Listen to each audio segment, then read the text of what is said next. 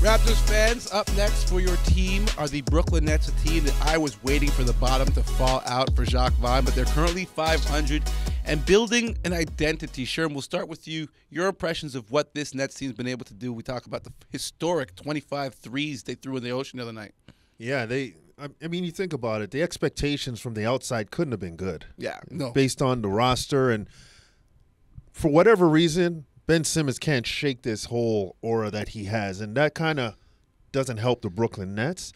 Even though Mikal Bridges has come into Brooklyn, and he's done a great job in terms of being that guy. He's made the jump. He has made the jump. But, I mean, to your point, Jacques Vaughn has done a great job. Yeah.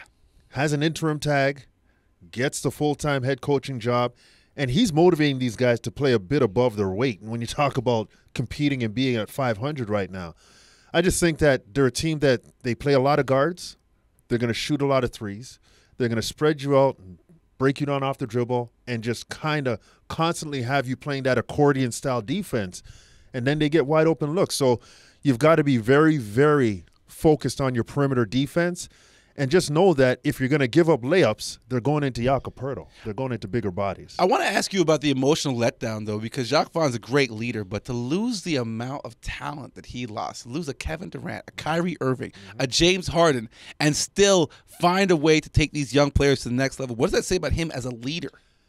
He's a Greg Popovich disciple. Yes, very much so. And you know how Greg Popovich does it.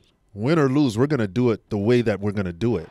And I think as a younger coach, Jacques Vaughn did a good job of really getting his message across. In a losing situation, that can be difficult to really motivate people or keep them in line, and you see splintering happening.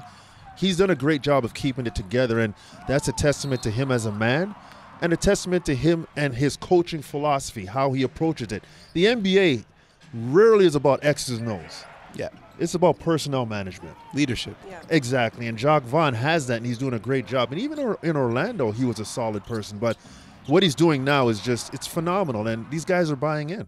Unfortunately for the Raptors, you're going to have to press up on that three-point line while they themselves struggle from deep.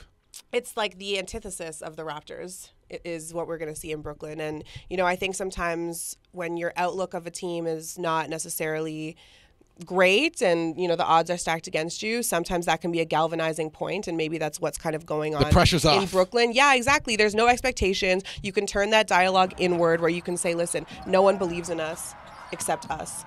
We're all we got. And that can be super galvanizing. And so the Raptors are going into a team that's kind of mirrored them in terms of record. Obviously, the Raptors won game under 500 now after their loss against Cleveland, but they're going to need to be running up on that line, but also controlled. They talked about it a lot in the broadcast last night, too. You can't just, like, flush people off the line anymore. You're going to step aside, step over. They're still staying at the three-point line. So it's that controlled closeout. And then to the point of rebounding, too, like physics, baby. Were you a math magician? A math magician. A math magician? Are you a magician. whiz with numbers and angles? Because rebounding looks different when a team is firing from three, because you're not going to necessarily get these short rebounds where you're packing the paint. You can't get driven in and packed down. You need to be getting those longer rebounds, and that's going to be a factor as well. And obviously, Brooklyn knows exactly where things are going to end up.